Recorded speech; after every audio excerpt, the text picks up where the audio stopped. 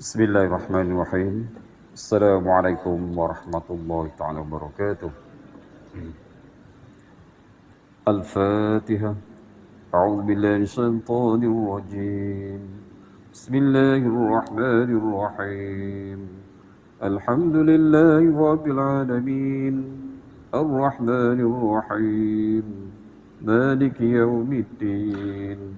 إياك نعبد وإياك نستعين اهدنا الصراط المستقيم صراط الذين أنعمت عليهم غير المغضوب عليهم ولا الضالين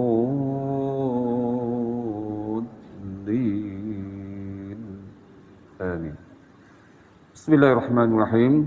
الحمد لله رب العالمين وبه نستعينه ونؤمن به ونتوكل عليه ونعوذ بالله من شرور أنفسنا ومن سيئات أعمالنا من يهد الله فلا مضل له ومن يضلل فلا هادي له أشهد أن لا إله إلا الله وحده لا شريك له وأشهد أن محمدا عبده ورسوله رب اشرح لي صدري ويسر لي أمري واحلل عقدة من لساني يفقهوا قولي سبحانك لا علم لنا إلا ما علمتنا إنك أنت العليم الحكيم اللهم افتح بيننا وبين قومنا بالحق وأنت خير الفاتحين اللهم فقهنا في الدين وعلمنا علما نافعا يا أرحم الراحمين أما بعد. Alhamdulillah yang dikasihi muliakan tuan-tuan imam, ahli jawatan kesah masjid, muslimin dan muslimat para jemaah yang dirahmati, dikasihi, lagi disayangi Allah Subhanahu wa taala. Bersyukur kita kepada Allah Subhanahu wa taala di pagi yang penuh keberkatan ini kita diberi inayah dan taufik kepada Allah SWT. Dengan kasih sayang Allah SWT kita dapat mengimarahkan rumah Allah SWT, dapat kita tunaikan fardu subuh berjemaah, dan alhamdulillah kita dapat meneruskan lagi dalam pelajaran tafsir. Jadi insya-Allah sekarang meneruskan kita lihat surah Ali Imran ayat 146. Surah Ali Imran ayat 146. Baik, sebagai rentetan kita lihat ataupun kesinambungan ayat yang dahulu dengan ayat yang sekarang dah. Baik.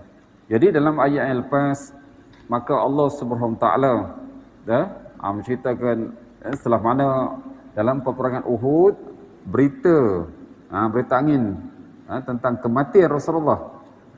Kerana ada orang kafir yang mendakwa dia telah membunuh Nabi sallallahu alaihi wasallam. Ya. Maka di antara sahabat-sahabat tu ada juga yang merasa lemah. Lemah semangat tu. Baik, ya. Jadi kemudian Allah Taala bagi target kepada mereka, ingatlah kematian itu tidak akan berlaku melainkan dengan izin daripada Allah SWT seperti mana yang telah ditentukan oleh Allah SWT. Baik, oleh sebab tu siapa yang nak terus berjuang di jalan Allah SWT, nakkan pahala dunia, Allah bagi pahala dunia, nakkan pahala akhirat, nescaya Allah akan beri pahala akhirat. Itu dah. Baik, jadi ayat seterusnya pula yang akan kita lihat pagi ini adalah dia, iaitu kena Allah Taala menghiburkan pula orang mukmin setelah peristiwa perang Uhud. Allah menghiburkan orang mukmin di atas musibah yang berlaku kat atas mereka tu dalam peperangan Uhud. Adalah apa yang berlaku pada umat Islam kita itu menjadi ataupun teladan kepada kita, jadi intibar kepada kita. Jadi Allah Taala menghiburkan semua hati mereka supaya mereka teguhkan keimanan tadi. Jadi insya-Allah kita lihat ayat 146. A'udzu billahi minasyaitonir rajim. وكأين من نبي قاتل معه ربيون كثير فما وهنوا لما أصابهم في سبيل الله وما ضعفوا وما استكانوا والله يحب الصابرين. Jadi ayat ni jadi apa sebagai untuk menghiburkan hati, ya. Nak ceritakan kepada sahabat Nabi sallallahu alaihi wasallam, ingatlah kamu wahai sahabat, ambil juga pengajaran terhadap perjuangan nabi-nabi dan juga pengikut mereka yang terdahulu. Jadi Allah jelaskan cerita ni sebagai apa? Kesimpulan dia. Wa ka'ayyun min nabiyyin qatala ma'ahu ribiyyun katsir. Dan berapa ramai nabi yang berperang bersama-sama mereka, sejumlah besar dari pengikut-pengikutnya yang bertakwa. Tu, ya. Jadi mereka yang dahulu pun, mereka yang bertakwa, yang mengikut Nabi mereka dahulu, mereka berperang dengan Nabi mereka. Mereka bantu Nabi mereka untuk menegakkan agama Allah SWT. Baik. Di sini sebabnya, maka timbulnya persoalan, sebabnya dah ayat menjelaskan berapa ramai Nabi. Bila berapa ramai, kan ramai Nabi lah. Bukan pertanyaan sini, tapi nak cerita ini sebagai khabar ya. Ya, telah ramai Nabi-Nabi yang telah keluar berperang di jalan Allah Ta'ala bersama dengan pengikut-pengikut mereka. Jadi kamu wahai sahabat, begitulah kamu keluar bersama dengan Nabi SAW. Ya, ada kalanya kita apa? Ada kalanya kamu menang, adanya kalau kamu kalah, itu Allah Ta'ala bagi ujian. Sebab tu lain-lain Allah jelaskan tak? Kalah menang itu Allah sebutkan watilka nudawiluha. Kami berbuat balikkan hal ini antara manusia. Nak uji keimanan manusia tadi. Baik, jadi bila dikatakan berapa ramai sini, maka inilah ada banyak pendapat. Apa dimaksudkan dengan berapa ramai tadi? Tu. Baik, ada pendapat yang mengatakan, pendapat pertama yang mengatakan, iaitu ramai Nabi yang terdahulu yang pergi berjuang dengan sahabat-sahabat mereka juga gugur di jalan Allah Subhanahu Wa Taala. Itu pendapat yang pertama dah. Sedangkan pengikut mereka juga ramai. Pengikut mereka juga ramai. Baik, ini pendapat ini dipegang oleh Ibn Jarir. Itu pendapat yang pertama. Yang keduanya. Yang keduanya, ada juga yang mengatakan, iaitu betapa ramai Nabi yang terbunuh di hadapan sejumlah sahabat mereka yang soleh lagi ramai. Dulu yang mereka yang soleh mereka ramai, tapi Nabi mereka juga pergi perang, Nabi mereka yang terbunuh. Baik, itu makna yang kedua. Baik, mungkin kita bertanya, Nabi apa itu sebagainya? Okey, sini tak perlu ya. Sebabnya kita kena faham, ya. Rasul yang wajib kita mengetahui 25. Tapi Nabi amat ramai. Nabi amat ramai. Dan Nabi-Nabi yang terdahulu juga mereka berperang. Sebabnya orang kafir, mereka tak suka kepada agama Allah Ta'ala. Jadi jihad telah ada sejak zaman dahulu. Untuk menegakkan agama Allah SWT. Jadi dalam hal berperangan ini, maka tak lepas ada yang syahid. Sahabat-sahabat mereka yang dahulu yang syahid. Juga Nabi mereka juga ada yang syahid. Walaupun secara umumnya kita tak diperjelaskan siapakah mereka itu. Tu. Cumanya yang banyak kita dengarkan, iaitu orang Yahudi bunuh Nabi mereka. Nabi Zakaria, Nabi Yahya. Itu dah. Baik. Jadi itu yang pendapat yang keduanya. Sementara Ibn Ishaq dalam kitab dia, dalam kitab sirah dia. Sirah ni kitab sejarah tu. Baik dia ada pendapat yang lain. Jadi kata Ibn Ishaq, katanya makna daripada ayat ini adalah berapa ramai Nabi yang terbunuh. Mana ramai juga Nabi yang terbunuh yang pergi berperang dah. Padahal dia bersama sahabat-sahabat mereka. Iaitu dalam kumpulan walaupun mereka tu ramai. Jadi nak ceritanya apa? Ataupun peristiwa yang berlaku pada Rasulullah dah. Sahabat tu semakin ramai berbanding pada peperangan Badar Sebab dalam peperangan Uhud mereka lebih ramai berbanding pada peperangan Badar tu. Baik.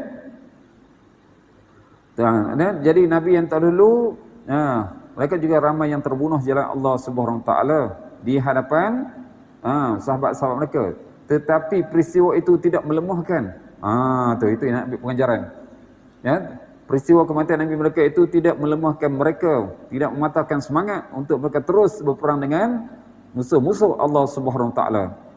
Dengan kata lain, mereka tidak menyerah begitu sahaja. Bahkan mereka terus berjihad untuk membela agama Allah Subhanahu Wa Taala. Dan itulah yang dimaksudkan oleh Ibn Ishaq, itulah maksudnya Allah sebut wallahu yuhibbus sabirin. Dan Allah Ta'ala menyukai orang-orang yang sabar. Tu. Di sini Allah bagi tarif juga kepada kita, dorongan kepada kita. Kalau apa yang berlaku bersama kita sekalipun, ada pemimpin ke sekali mana, kalau mati seorang pemimpin, maka janganlah kita lemah. Kita kena teruskan perjuangan kita. Sebab itulah Allah kaitkan mereka yang redha dengan apa? Kalaulah syahidnya Nabi mereka itu, mereka redha, mereka terus berperang, maka itulah mereka orang-orang yang disayangi oleh Allah Ta'ala. Sebab mereka bersifat sabar. Bersifat sabar. Sebab Allah sebut, Wallahu yuhibbus sabirin. Allah sangat suka orang-orang yang bersifatnya bersabar. Ada? Baik. Dan kalau kita lihat berapa ramai Nabi tadi. Kemudian Allah jelaskan sifat mereka tadi. Qatala mahu ribbiyuna kathir. Maksudnya, iaitu bersama Nabi tadi, Nabi Hud terdahulu, bersama mereka ada sejumlah besar daripada pengikutnya. Maknanya ada orang ramai juga. Ada orang ramai. Jadi kalau kita lihat dalam Quran Allah cerita ni peperangan. Nabi Daud juga ada perang kan? Nabi-nabi lain juga ada peperangan. Baik. Jadi nak jelaskan apa? Walaupun bilangan mereka yang ramai tadi, bilangan ramai mereka kehilangan Nabi mereka dahulu, namun mereka tidak berpatah semangat. Mereka terus berjuang. Dan ini yang dipegangkan oleh Syekh As-Suhaili rahimahullah ta'ala. Baik. Dan hak sini, bila kita lihat, pokoknya mereka terus berperang walaupun kalau Nabi mereka mati sekalipun. Baik, sebabnya kalau kita lihat, maka Allah jelaskan ayat selepas itu. Fama wahanu lima asabahum. Ini menunjukkan apa? Di antara sifat sahabat. Sifat sahabat Nabi SAW juga ada macam ni. Terutamanya yang apa, Sayyidina Abu Bakar, Sayyidina Umar, Sayyidina Uthman, Sayyidina Ali, mereka terus berjuang. Jadi Allah jelaskan fama wahanu lima asabahum, mereka tidak lemah kerana cubaan yang menimpa mereka. Kalau kita lihat dalam perang Uhud cubaan mereka tu bila mana kali yang kedua diserang oleh orang kafir tadi, ada sahabat yang bertempiran untuk selamatkan dirilah. Kita fahamlah sebab serangan yang hebat daripada terutama daripada tentera berkuda yang berada di atas bukit. Mereka telah menawan bukit tadi.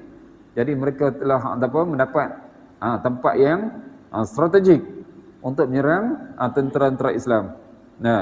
Jadi Allah jelaskan mereka ini termasuk yang saya sebut tadi. Sayyidina Abu Bakar dan sebagainya tadi, mereka ini tidak lemah.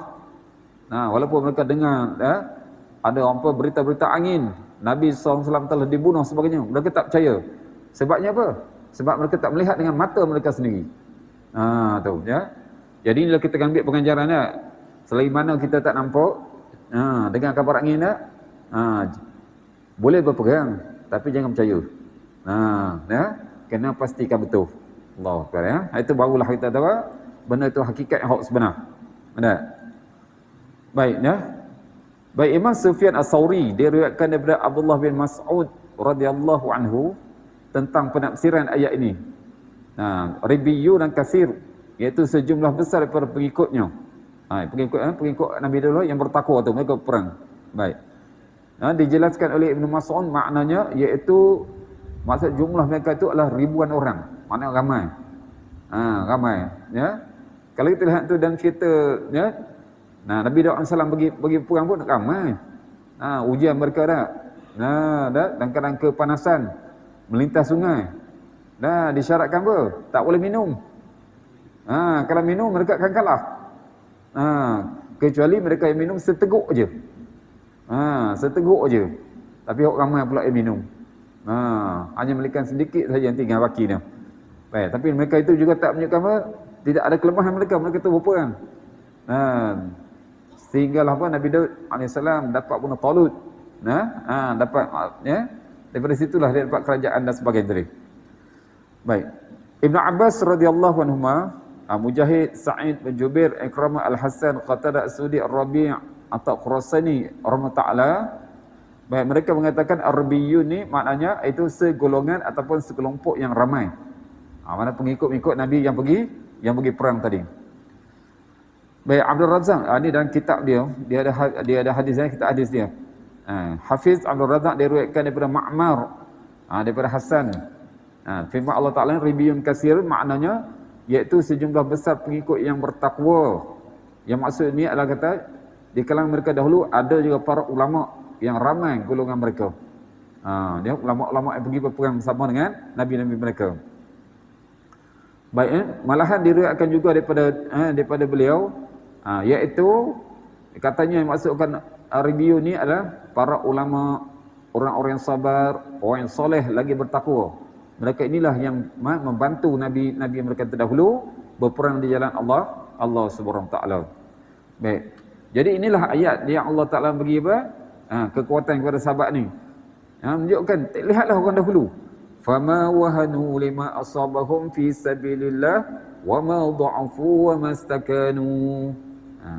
Mereka tidak menjadi lemah kerana ujian yang menimpa mereka di jalan Allah. Dengan sebab kekalahan sebagainya, tidak melemahkan mereka. Dan tidak lesu. Wa ma dha'afu, tak lesu lemah lesu samalah, maknanya tak nak berperang lagi. Wa mastakanu, dan tidak pula mereka menyerah. Juga kalah gitu ya kepada musuh. Tak. Dan kalau kita lihat ini juga sahabat. Itu sebab tu saya kata, maka di antara ahli tafsir dan juga ahli tarikh, ahli sejarah mengatakan peperangan Uhud itu pada hakikatnya kita tidak kalah. Pada hakikatnya kita tidak kalah. Walaupun pada hari peperangan itu banyak yang luka. Ada yang syahid di kalangan sahabat dah. Ada 70 orang sahabat yang syahid. Maka setelah keadaan reda, orang kafir mereka bertolak. Mereka tak tunggu lama. Sebenarnya mereka bimbang. Mereka bimbang kalaulah ada lagi tentera Islam yang akan datang daripada Madinah. Nanti mereka mereka takut mereka akan tewas. Jadi mereka berpatah balik. Dan Nabi SAW pada hari tersebut, Nabi SAW balik ke kota Madinah, merawat mereka yang sakit dan sebagainya. Dan keesokan hari, Nabi kata pula kepada mereka yang keluar pada semalamnya, siapa yang keluar semalam, maka hari ini keluar juga dengan baginda untuk pergi serang lagi pada orang kafir yang semalam. Yang tak keluar tak boleh ikut. Tu syarat. Yang tak keluar tak boleh ikut. Baik, maka keluarlah Nabi SAW bersama dengan sahabat yang keluar semalam. Walaupun keadaan mereka tu semalam cedera sebagainya, hari ini keluar lagi. Mereka menjejak jejak kesan orang kafir Mekah. Tapi bila mereka pergi separuh, mereka dapat khabar orang kafir Mekah telah kembali. Makna orang kafir Mekah tu takut. Situlah yang dibuktikan oleh setengah ahli sejarawan bahawa apa? Kita pada hakikatnya tidak kalah. Walaupun pada zahir nampak kalah. Okey. Ini semua sebab tersebut itu adalah ujian. Itu adalah ujian supaya sahabat-sahabat mereka mengambil pengajaran, taat kepada Nabi dah. Dan kita umat sekarang juga mengambil pengajaran. Apa yang perintahkan oleh Nabi itulah kita akan ikut. Itu kali yang pertama dah, Allah bagi pengajaran. Dan kali yang kedua, kali yang kedua Allah bagi pengajaran dalam peperangan Hunain. Sebab dalam peperangan Hunain bila peperangan Hunain ni berlaku pada tahun 8 Hijrah selepas pembukaan kota Mekah. Masa tu sahabat-sahabat lagi ramai. Hak yang bawa masuk Islam pun ramai. Selepas pembukaan kota Mekah. Mereka nak pergi nak berlakunya peperangan Hunain. Tapi mereka berasa keyakinan mereka itu dengan bilangan mereka yang ramai. Tu. Dalam perjalanan mereka itu, mereka telah disegang hendak. Sebab mereka melalui kawasan-kawasan yang mereka belum tengah, pada kiri kanan mereka itu ada kawasan bukit sebagainya. Lalu mereka diserang. Bertempiaran mereka. Allah nak ajar situ, nampak tak? Jangan yakin dengan bilangan yang ramai. Kita mudah untuk mengalahkan musuh. Tu tak. Baik, tapi namun akhirnya alhamdulillah, tentera Islam juga menang itu dalam peperangan Hunain tadi. Baik. Jadi maka sini wa ma dha'afu, mereka tidak tadi mereka tidak lemah tadi, mereka terus berjuang dan mereka tidak lesu, tak mengalah sini. Baik, kata Qatadah dan juga Ar-Rabi' bin Anas, makna ni mereka tidak lesu iaitu dengan sebab mereka mendengar kematian Nabi mereka. Tu. Ini awal yang zaman sebelum Nabi SAW. Dan kemudian Allah jelaskan wa mastakanu, dan tidak pula mereka menyerah. Dah kita tak ada ketua, biarlah kita kalah. Kita kita mengaku kalah. Iaitu maknanya mereka tidak menyerah ni, iaitu mereka tidak ragu dengan pendirian. Pendirian mereka untuk terus berjuang yang Allah Ta'ala, menegakkan agama yang mereka pegang itu, dengan tetap memerangi orang yang berperang dengan Nabi-Nabi diutuskan oleh Allah SWT. Mereka terus berperang hinggalah ada di antara mereka itu yang terus syahid dan sebagainya. Baik. Baik, jadi dalam ayat ini wa mastakanu, mereka tidak menyegah diri ini, kata Ibn Abbas radhiyallahu anhu, iaitu maknanya mereka tidak tunduk. Tak tunduk. Maknanya kami ni dah menyegah diri tak. Tak puasa mereka ini dikuasai oleh orang kafir. Baik. Itu kata Ibn Abbas. Sementara kata Imam As-Suddi dan juga Ibn Zaid orang ta'ala, makna daripada ayat ini tidak menyerah ni iaitu mereka tidak berlutut kepada musuh. Berlutut mana mengaku kalah tak? Tu ya. Baik, sebab tu maka Allah sebut wallahu yuhibbus sabirin. Macam ni nak. Walaupun apa yang berlaku, maka kita kena sabar. Jadi begitulah juga alhamdulillah ya muslimin dan muslimat Allah Taala. Cuba kita lihat. Kita telah diuji 2 tahun lebih dengan Covid dan sebagainya. Kita bersama, kita tetap taat pada Allah Taala. Kita tidak datang masjid buat apa yang mengikut SOP dan sebagainya, tak apalah. Insya-Allah itu orang yang sabar terus berjuang menegakkan agama Allah, Allah akan beri kemenangan kepada mereka. Baik. Kemudian Allah ceritakan pula keadaan pengikut-pengikut tadi. Mereka mendengar ni cerita hak zaman dulu lah. Sebelum hak Nabi SAW, tujuannya untuk targhib, untuk mendorong sahabat-sahabat Nabi ni jadi seperti umat zaman dahulu. Terus berperang, jangan mengaku kalah. Tengok ayat seterusnya apa kerana doa mereka. Doa mereka seperti mana benarlah seperti mana yang saya cerita, sebab dalam Al-Quran cerita peperangan Nabi Daud. Dengan apa? Jalut dan Talut tu. Tengok ayat seterusnya.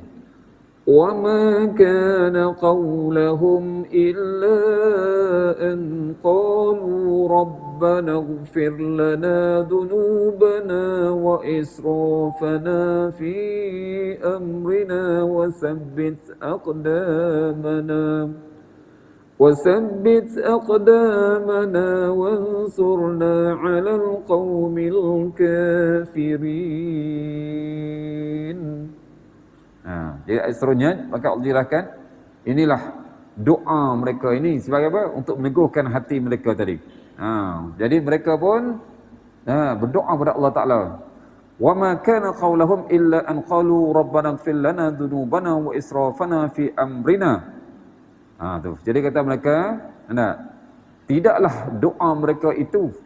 Mereka dulu dah bila mereka mereka dengar ujian yang menimpa mereka, mereka berdoa kepada Allah.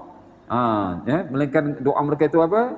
Illa an qalu, melainkan mereka berdoa apa? Rabbana ighfir lana dhunubana wa israfana fi amrina. Ya Tuhan kami, ampunilah dosa-dosa kami dan tindakan-tindakan kami yang berlebihan.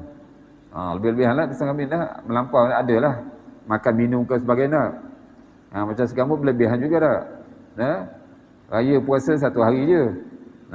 Mentang-mentang lah puasa sebulan. Raya pun nak sebulan juga. Amendanya. 1 hari je. Allahu Akbar. Baik. Itu doa mereka dah. Supaya Allah Ta'ala ampun dosa mereka. Dan perbuatan mereka yang melampaui batas dan sebagainya. Tu dah. Baik. Wasabbit aqdamana. Dan tetapkanlah pendirian kami. Teguhkan pendirian. Maknanya kami ni berada di atas agama yang lurus, agama yang diredai. Nak Allah Ta'ala bagi kekuatan iman kepada kami, pendirian. Wansurna 'alal qaumil kafirin, dan bantulah kami terhadap kaum yang kafir. Iaitu ya Allah, bantulah kami nak perang orang kafir ini. Tapi kita ingatlah, maksud pada jihad ni bukan bunuh tapi hanya untuk melemahkan. Untuk melemahkan iaitu melemahkan dengan cara dengan bagi mereka cedera sebagainya. Kecuali kalau melampaui batas teruk tu memang kena bunuh lah. Itu tak dapat tidak dah, sebab dalam peperangan pasti ada pembunuhan. Baik. Jadi Allah Ta'ala menjelaskan ini adalah keadaan orang teguh ke mana mereka tadi. Mereka ni bila diuji oleh Allah Ta'ala, maka mereka berdoa kepada Allah. Sebab tu kita nampak dah, seringkali kita ni dikaitkan dengan doa. Malahan daripada hadis-hadis baginda sallallahu alaihi wasallam, Allahu Akbar, banyak tentang doa dah. Ad-du'a mukhul ibadah. Doa itu adalah otak bagi ibadat. Makna sebenarnya kita buat ibadat sekalipun, kita berdoa kepada Allah, maknanya ya Allah, kelemahan diri kita dan pergantungan kita kepada Allah. Itu yang Allah suka. Walaupun untuk ibadat kita, ya. Apatah lagi dalam kehidupan kita seharian tadi. Kita nak mendukung agama Allah Subhanahu Wa Taala. Nak hidup seperti mana dibawa oleh Nabi sallallahu alaihi wasallam. Jadi kena banyak doa lah. Malahana ad-du'a silahul mu'min. Doa itu senjata bagi orang yang beriman. Allahu akbar. Malah tentang doa ni, Allahu akbar. Banyak dalam Quran ya Allah Taala tegaskan kita ni, ya, supaya kita banyak berdoa kepada Allah. Maknanya dengan kita berdoa ni, pertama kita iktiraf kelemahan diri kita sendiri. Allah cukup suka apabila seorang hamba tadi dia mengaku yang dia lemah. Yang Allah tak suka hamba yang mengaku sombong, takabur. Tu Allah tak suka. Sedangkan dia adalah dia adalah apa? Miskin di sisi Allah Taala. Tu. Itu yang pertamanya. Yang kedua, bila kita banyak berdoa kepada Allah, maknanya kita bergantung kepada Allah. Allah amat suka. Sebabnya pertama tadi dia tahu yang dia terlemah. Yang kedua, pergantungan maksud dia yakin bahawanya Allah Taala yang selesaikan segala masalahnya. Tu. Ini dua perkara yang Allah Taala sangat suka, ya. Sebab tu makna itu ada dalam istilah doa. Dalam doa tadi. Baik, inilah doa yang Allah jelaskan. Ini kebiasaan mereka. Yang Allah sebut tadi Allah sebut tadi wa ma kana qaulahum. Tidak ada doa mereka. Tidak dalam mana tak ada dalam doa mereka selain berucapan ini. Tak. Sebab tu kita nampak tak? Kita setiap kali kita doa, Allahumma ighfir lana dzunubana. Itu Allah suka tu.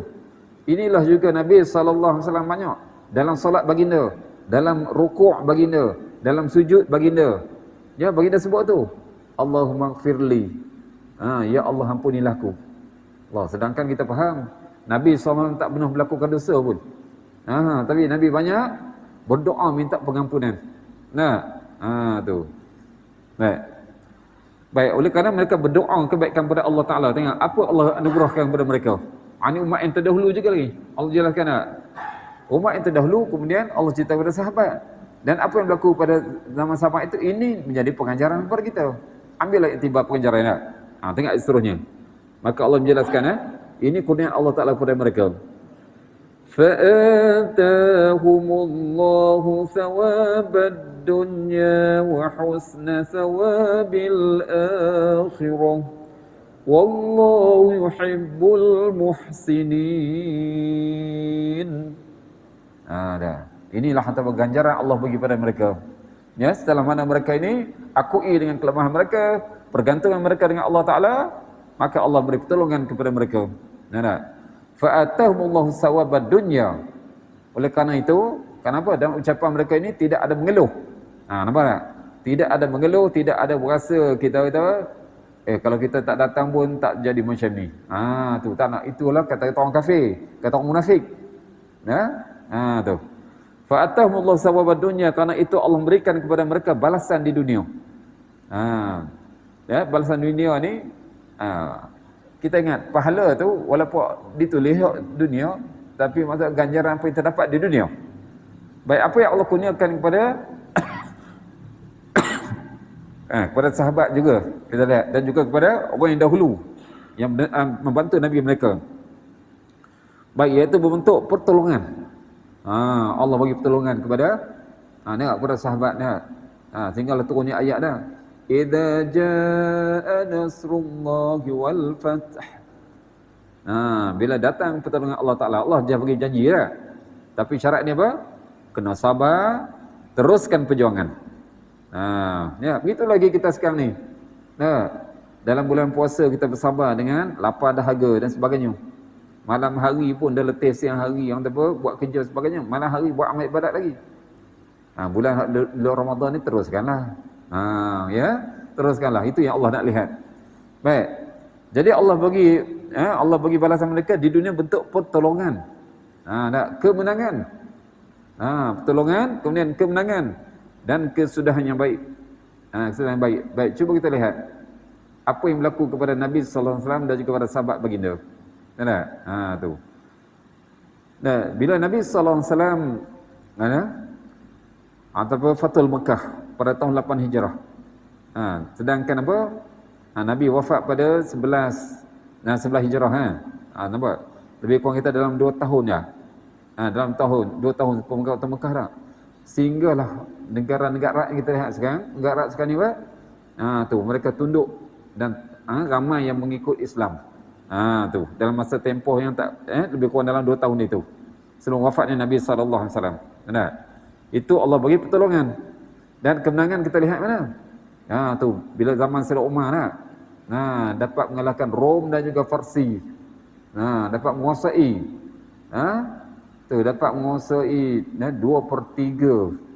2/3 kawasan dunia ketika itu. Allahu Akbar. Baik, jadi kesudahan yang baiknya, maka wujudlah sebuah negara Islam yang hebat. Yang hebat yang berpandukan kepada Al-Quran yang sudah. Baik, itu yang Allah bagi janji kepada mereka, Allah bagi balasan di dunia. Yang kedua, wa husna thawabil akhirah. Inilah, dan pahala yang baik di akhirat. Pahala yang baik di akhirat. Baik, bila disebutkan pahala yang baik di akhirat, jadi maknanya Allah tak sia-siakan pengorbanan mereka. Di dunia Allah bagi bantuan kemenangan. Sebab itulah kalau pergi perang kalau menang dapat harta ghanimah dan sebagainya. Ini yang dihasilkan oleh sahabat kemenangan mereka dengan Rom banyak harta ghanimah yang mereka dapat. Allahu Akbar Baik, dan pahala yang baik di akhirat. Iaitu Allah sertakan pula bukan hanya dunia tapi di akhirat. Baik Jadi sebaik-baik di akhirat kita fahamlah, iaitu Allah sediakan syurga untuk mereka. Bila sebut balasan yang baik di akhirat ni, sebabnya apa? Sebab pahala di akhirat itu tidak putus. Ghairu mamnun. Kita baca watin wa zaitun ada pahala yang tak putus-putus. Ganjaran Allah bagi sana, iaitu segala kenikmatan yang dapat dalam syurga itu kekal. Kita dapat di dunia ni, walaupun kita dapat apa sekalipun, semua akan hilang. Kalau benda itu ada sekalipun, kita juga akan hilang. Dua tu ya. Jadi semuanya akan hilang. Tapi yang di akhirat, kita akan kekal. Tak akan mati-mati dah. Dan segala nikmat yang ada, semuanya akan kekal. Walaupun benda tu dimakan, diminum, Allah akan adakan semula. Allahu Akbar ya. Hari ni cuba kita lihat di dunia. Kita lihat dunia dah. Kalau kita ada pokok sekalipun, kalau buah tu masak, buah tu loro, belum tentu tempat yang buah tu ada tu akan ada buah lagi. Allahu Akbar. Tapi di akhirat, bila dipetik saja buah tadi, tempat yang sama juga akan ada buah. Allahu Akbar. Sebab itulah kalau kita lihat dalam surah Baqarah pun Allah ceritakan, Allah cerita apa? Anda lepas dah dulu. Mereka akan melihat apa? Kullama ruziqu minha, setiap kali mereka diberi rezeki pada min samaratin rizqan, dalamnya buah-buahan dalam syurga tadi. Kata mereka apa? Ini buah yang kita telah diberikan dahulu. Tapi bila makan, lain pula rasanya. Allahu Akbar. Itu menunjukkan apa? Kehebatan dalam syurga tu amat tidak dapat kita apa? Tak dapat nak bayangkan Allah Ta'ala menjelaskan tadi Baik. Jadi semua tu Allah bagi ganjaran kepada mereka di dunia dan juga di akhirat. Wallahu yuhibbul muhsinin. Itulah pada akhirnya Allah jelaskan. Ingatlah Allah Ta'ala menyukai orang yang berbuat kebaikan. Buat kebaikan maksudnya iaitu kita taat kepada Allah Ta'ala. Kita berbakti kepada Allah Ta'ala dengan bentuk kita buat ketaatan, jauhi dari segala kemungkaran, teruskan kita istiqamah, bertawakal kepada Allah Ta'ala, ada sangkaan baik kepada Allah SWT, berbuat baik kepada makhluk. Maksudnya berbuat baik kepada makhluk, maka Allah Ta'ala suka mereka ini. Allahu Akbar. Tu. Baik. Itulah jadi maknanya Allah Subhanahu Wa Ta'ala ataupun menceritakan hal yang berkaitan dengan atau perjalanan ataupun rentetan yang berlaku dalam perang Uhud ni. Kemudian Allah bagikan apa? Motivasi kepada sahabat supaya apa? Jadi seperti orang terdahulu, mereka yang tidak lemah, yang terus mantap, bersama dengan Nabi mereka. Ataupun kalau mereka kehilangan Nabi sekalipun, mereka terus berjuang.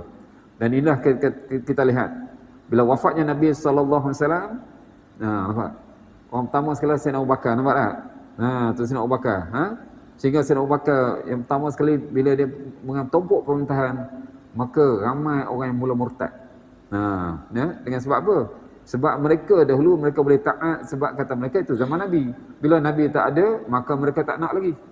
Apa yang Nabi minta mereka lakukan, mereka tak nak. Antaranya mereka yang engkar bayar zakat. Inilah ya. Maka Sayyidina Abu Bakar perang mereka. Sebab dia nak apa? Seperti mana yang mereka lakukan zaman Rasulullah SAW, gitulah juga seterusnya sampai bila kena buat. Allah, perjuangan Sayyidina Abu Bakar nampak? Diteruskan oleh Sayyidina Umar, Sayyidina Uthman, Sayyidina Ali dan seterusnya. Allah Akbar. Okey, baik.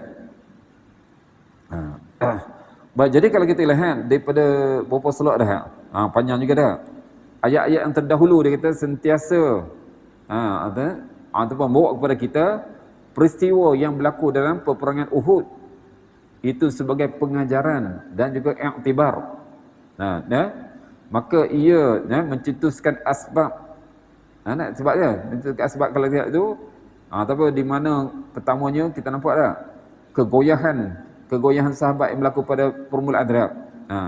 Dan kemudian dijelaskan juga kedudukan orang munafik yang jelas buruknya mereka dalam peperangan tersebut sebab mereka menarik diri. Tu. Baik, dan kemudian kemudian kita lihat pula ayat yang seterusnya pula mengajak sahabat termasuklah kita lah supaya terus menyeru kepada agama Islam, teguh dengan apa kita panggil apa? Hemah dan juga azam kita sebagai orang mukmin untuk meneruskan perjuangan yang oleh Nabi sallallahu alaihi wasallam. Jadi insya-Allah kita lihat pada ayat yang seterusnya. Jadi Allah Taala ajukan pula secara umum, iaitu baik, dalam keadaan kita bermasyarakat ni, kita akan ada juga orang yang kafir. Tengok dengar kita dengar dia panggil masyarakat majmuk sebagainya. Di sini bila Allah Taala jelaskan pula ayat iaitu bentuk larangan. Larangan supaya jangan mentaati orang kafir. Orang kafir dah, Dan Allah jelaskan pula fakta-fakta yang menyebabkan seorang hamba itu boleh jadi akan dapat kemenangan ataupun kekalahan. Inilah ada sebab-sebabnya. Baik. Jadi Allah berikan peringatan kepada hamba-hambanya yang beriman. Pertama sekali supaya jangan taat kepada orang kafir. Sebab orang kafir ni helah mereka kita tak tahu. Teman, dan juga orang munafik yang menyebabkan apa? Musuh dalam selimut. Oleh sebab itulah kerana apa? Kalau dua perkara tadi, orang kafir dan orang munafik, sebab mereka ini akan membinasakan umat Islam dalam keduniaan mereka dan juga hal akhirat mereka. Baik, oleh sebab itu Allah Ta'ala berfirman pada ayat seterusnya. Tengok. Ya ayyuhalladzina amanu in tuti'ul ladzina kafaru yaruddukum ala aqabikum fatanqalibu khasirin. Jadi Allah serukan hal ini. Ya ayyuhalladzina amanu, wahai orang-orang yang beriman. Allah sebut kita lah macam kita lah, wahai orang beriman. In tuti'ul ladzina kafaru, jika kamu taat orang kafir. Sebab tu boleh kita bermuamalat, bermuasyarah dengan orang kafir, tapi kena berjaga-jaga. Jika kamu mentaati orang kafir itu, apa jadi? Maka Allah jelaskan, yaruddukum ala anqabikum, nescaya mereka akan kembalikan kamu ke belakang. Ke belakang mana apa? Kamu akan kembali menjadi kafir macam mereka. Allah. Kalau kamu menjadi macam mereka, fatanqalibu khasirin. Lalu jadilah kamu orang-orang yang rugi. Orang yang rugi. Baik. Jadi makna di sini iaitu larangan. Allah katakan, wahai orang beriman, janganlah kamu taat orang kafir dan orang munafik. Kerana mereka ini mengajak kepada kejahatan. Kejahatan itu menentang apa yang dikehendaki oleh Allah Ta'ala. Yang paling penting sekali mereka nak apa ni? Allah sebut ni. Tujuan orang kafir munafik apa? Yaruddukum ala aqabikum. Mereka akan kembalikan kamu kepada kafir. Mana kamu dah beriman. Allahu Akbar. Cuba kita lihatlah apa yang berlaku pada negara kita sendiri. Negara kita sendiri, ya. Sebab negara kita ni kita kaitkan dengan orang Melayu dengan agama Islam kan? Ataupun hak negara Arab sendiri pun. Negara Arab ni pun kalau kita lihat dia orang Arab sendiri pun kita dapat walaupun mereka ni kalau kita ikut akal kita dah, mereka baca Quran mereka boleh faham. Mereka dengan hadis pun mereka boleh faham sebab bahasa mereka. Tapi ramai juga yang kita nampak tak? Yang kita pun menolak Islam. Inilah kena jaga. Sebabnya Allah sebut tujuan orang munafik dan juga orang kafir ini, mereka akan membujuk orang Islam. Mereka akan membuat orang Islam. Mereka memberi fikrah ataupun pemikiran supaya orang Islam ni diselewengkan, dikembalikan kepada kekufuran. Baik, kalau jadi begitu maka Allah sebut apa? Kalau kamu ikut kena orang kafir tadi, fatanqalibu khasirin. Janganlah jadi macam itu. Maka kamu akan kembali kembali pada asal apa? Agama kafir tadi, khasirin. Kamu akan menjadi orang rugi. Kamu akan menjadi orang yang rugi. Sebabnya apa? Sebab kamu telah beriman. Kemudian kamu jadi kufur, maka rugilah kamu. Kamu sanggup tukar kekufuran dengan keimanan, itu perkara yang rugi. Baik, kata Ibn Abbas. Kata Ibn Abbas tak? Baik, mereka ini, mereka yang mengatakan sinilah, iaitu Allah lebih dekat kepada orang munafik. Orang munafik kerana mereka berkatakan kepada sahabat-sahabat Nabi, orang yang beriman lah, setelah mana mereka kembali pada peperangan Uhud. Mereka kembali pada Uhud dah. Kata orang munafik kepada puak-puak Islam kata mereka, kalaulah Muhammad itu seorang Nabi, ini pendapat mereka. Kalaulah Muhammad itu seorang Nabi, nescaya tidak akan menimpa malapetaka kat atas dia. Sebab seorang macam tewah pada mula dah. Tu. Katanya tidak akan menimpa. Oleh itu kembalilah kamu kepada saudara kamu. Saudara kamu apa? Orang-orang munafik dan juga orang kafir. Tu kembali pada agama kamu dahulu. Sebelum yang dibuat oleh Muhammad. Jadi di sini apa? Kalau buat dakwah orang munafik. Bila mereka melihat Muhammad ni dulu masa peperangan Badar dia menang. Itu sebabnya apa? Sebabnya orang Mekah tak pandai berperang. Tu kata mereka orang kafir Mekah tak pandai perang dengan orang Islam. Bila dalam peperangan Uhud, nampak yang kita nampak ni pada Zuhair nampak kekalahan tadi. Jadi mereka ni pula mendakwa kepada orang beriman, kata mereka cuba fikir. Kalau Muhammad tu seorang nabi hak betul, dia tak akan kena macam tu. Dia tak akan kalah. Dia tak akan kalah kalau dia nabi. Allahu Akbar. Oleh sebab tu kalau kamu ikut dia, kamu rugi. Kembalilah kamu kepada agama asal kamu. Iaitu jadi kufur semula. Allah. Itu yang Allah sebut dah. Fatanqalibu khasirin. Kalau kamu dengar, kamu ikut cakap mereka, maka kamu akan kembali menjadi orang yang rugi setelah kamu beriman. Allahu Akbar. Baik, oleh sebab tu Allah jelaskan jangan dengar. Jangan dengar dan percaya kepada orang kafir dan orang munafik tadi. Tapi sebaliknya, teguhlah keimanan kamu kepada Allah Ta'ala dan Rasulnya. Tengok, jadi Allah sebut apa? Balillahu maulakum wa huwa khairun nasirin.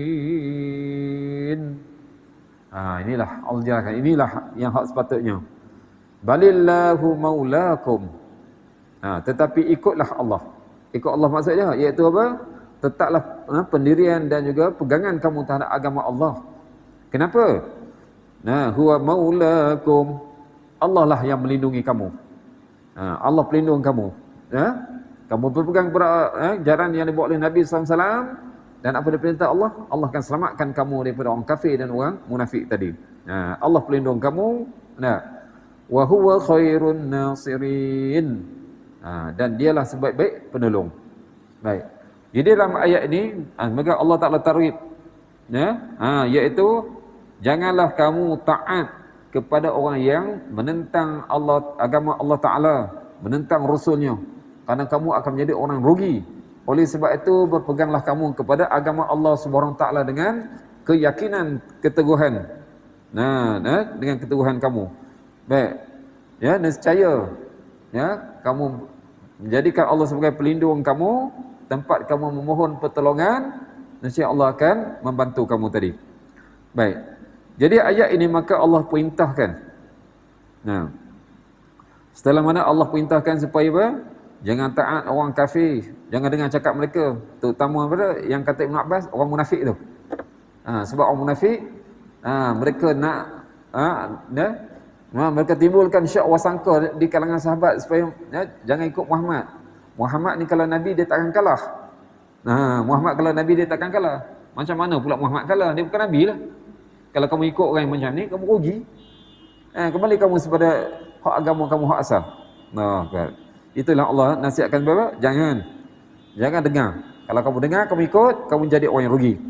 Jadi kemudian Allah perintahkan supaya mereka taat hanya kepada Allah. Taat kepada Allah Ta'ala. Ya, maknanya laksanakan perintah Allah. Terus menolong agama Allah Ta'ala. Sambil itu memohon pertolongan. Dengan bertawakal kepada Allah Subhanahu Wa Ta'ala. Jadi sebab tu Allah jelaskan, jangan dengan cakap mereka. Balillahu maulakum. Bukan mereka yang menolong kamu, tetapi Allah yang menjadi penolong kamu. Allah penolong kamu daripada segala apa yang menimpa kamu tadi. Wa huwa khairun nasirin. Ingatlah. Sebab Allah sebagai pelindung, dialah sebaik-baik penolong. Sebabnya pertolongan Allah Subhanahu Wa Ta'ala itulah yang akan selamatkan manusia di dunia dan juga di akhirat. Tu. Ya. Baik, jadi insyaAllah jadi kita sekarang itu dahulu, mudah-mudahan ambillah nampak rentetan pengajaran yang kita dapat daripada peperangan Uhud itu sendiri, yang Allah Ta'ala ceritakan apa yang berlaku pada sahabat tadi, nak jelaskan kepada kita, teruskan perjuangan kita. Sekarang ni muslimin dan muslimat nikmati Allah Ta'ala, kita bukan nak perang apa, perang nafsu je lah. Nak perang orang kafir tak mampu lagi. Ya tak? Kita lihatlah apa, macam nak Israel lah. Nampak dengan saudara kita di Palestin. Allahu Akbar. Nampak? Kita nak bantu mereka nak jadi macam zaman dulu. Mana orang Islam nak pergi serang apa? Berani ke? Mampu ke kita? Allah tak mampu lagi dah. Dengan doa lah. Kita doa memohon pertolongan Allah SWT. Okey, baik. Sekarang kalau kita lihat, lihat saya kata, apa kata Hasan Basri rahimahullah. Tengok dalam kitab dia kata kitab Muka Syafatul Qulub. Kata Hasan Basri rahimahullah, zaman Nabi SAW, orang munafik ni dia takut nak menonjol. Dia takut menonjol. Tapi zaman kita, tu zaman dia dah tu. Orang kita ni dah lama dah. Zaman kita ni orang munafik zahir. Orang munafik zahir. Macam saudara kita tanya tadi, ada orang tu dia sedar yang dia buat tu benda tu ada sifat, dia tahu tu sifat munafik, tapi dia buat juga. Tu. Yang keduanya, ada yang tak sedar. Tak sedar dia, atau kita orang tak perasan yang perbuatan tu. Baik, sebab itulah kembalilah kita kepada ilmu. Kepada ilmu. Kenapa tak? Sebab kita lihatlah kepada hadis-hadis Nabi SAW. Nabi dah beritahu tanda-tanda munafik tadi. Seperti mana Nabi kata dah, siapa yang ada salah satu daripada sifat munafik itu, dia telah memiliki satu sifat. Dan siapa yang ada banyak lagi tu, maka dia itu munafik yang tulen. Jadi itulah kita kena tahulah. Jadi sebab tu dalam apa yang kita kena jaga, contohnya Nabi kata dah, sebab hadis ni banyak. Hadis banyak. Di antaranya Nabi kata bagi 3 perkara dah. Ayatul munafik salah. 3 perkara. Idza haddasa kadzaba. Bila bercakap dusta. Tu. Setengah orang tu dia sanggup. Kenapa tak? Dia bercakap dia dusta. Sebab apa? Sebab dia nak jaga kedudukan dia, nak jaga pangkat dia, ataupun nak jaga kita panggil apa ni? Biasa kedudukan lah. Ataupun pengaruh dia sebagainya, dia sanggup untuk berdusta. Kalau kita kata apa? Kalau yang tak sedar lagi, kalau tak sedar tanpa dia sedar tu, itu lain sikit dah. Kalau yang sedar ni, hak ni saya kata China khas. Dia telah memiliki sifat nifak dah. Bila ada sifat nifak ni kena faham, iman akan runtuh, iman akan lemah. Bila akan lemah, Jadi untuk amalan-amalan kebaikan dia akan jadi apa? Kurang. Dengan kata lain lemah nak buat. Sebab tu dah. Nak sembahyang berasa lemah, nak main masjid berasa lemah, nak ada majlis ilmu lagilah lemah. Buat apa? Tu. Nampak tak? Ya? Tu kalau bercakap dah. Dah. Wa idza atumina khana. Bila diberi amanah maka dia khianat. Ini cukup banyak. Nampak tak? Kadang-kadang dia sedar. Dia sedar tak? Yang dia buat ni tak betul. Yang dia buat ni berdosa, tapi dia buat juga. Allahu Akbar. Wa idza khasama fajara. Bila bergaduh dia berlebih-lebihan. Tu ada, itu antara tiganya. Kemudian ada hak lain lagi dia. Sebab tu kalau kita lihat dalam kitab Muka Syafatul Qulub, sebab kitab itu dipanggil kitab penawar hati nama bahasa Melayu tu. Baik, ada tu yang digarapkan daripada Imam Ghazali. Itu bukan tulisan Ghazali. Yang saya rasa itu adalah daripada mungkin orang lain yang dia ambil daripada kata-kata Imam Ghazali, kemudian dia nukilkan daripada kitab tadi. Tapi ada cerita tu. Beberapa muka surat yang berkaitan dengan sifat nifaq. Ya Allah, banyaknya. Banyaknya. Sebab tu kita ni, kalau kita contoh dia tak sedar, tiba-tiba kita teringat Allah. Benda tu tak sedar. Banyak-banyaklah kita istighfar. Cepat-cepatlah kita istighfar tadi. Dan kita ni pula yang hak sedar, kalau kita tahu yang kawan kita tadi atau sahabat kita tadi buat benda yang tak betul, maka kita kena peringatkan dia. Baik. Tapi kita kena fahamlah. Sebab iman ini Allah yang kurniakan kepada kita. Iman Allah Ta'ala kurniakan kepada kita. Ya muqallibal qulub, wahai yang membolak-balikkan hati. Ada kita doa tak? Sabbit qulubana ala ta'atik. Teguhkanlah hati kami kat ketaatan kepada Engkau ya Allah. Sabbit qulubana ala ala dinik, atas agama ya Allah. Iaitu beramal dengan apa yang dikehendaki oleh Allah Subhanahu Wa Taala. Sebab tu ambil lah yang saya kata Hasan Basri ya. Orang munafik zaman Nabi dia takut, zaman sekarang dah tak takut dah. Saya kata ya. Seolah-olah macam kita boleh nampak zahir. Nampak zahir sebab apa? Sebab dia ada sifat-sifat tadi. Walaupun tak ada semua, tapi ada sifat-sifat tadi. Oleh sebab tu kita kena berhati-hati tak? Ada orang yang betul-betul kita apa? Mungkin kalau dia tak sedar tu, dia ni mungkin kadang-kadang dia boleh terima lagi nasihat kita. Kalau orang yang sedar tapi dia teguh lagi dengan sifat nifaq dia tu, itu ada juga. Mereka ni adalah orang yang nak meruntuhkan agama. Mereka nak meruntuhkan agama dah. Jadi berhati-hatilah. Jadi kita kena berhati-hati. Jadi bagi kita sendiri pun kadang-kadang kita nampak seperti mana cerita Hanzalah radhiyallahu anhu. Hanzalah radhiyallahu anhu, bila dia dengar di khutbah Nabi sallallahu alaihi wasallam, maka berlinangan air mata, seolah-olahnya Nabi akan meninggalkan mereka. Sebab apa? Terkesan dia di hati.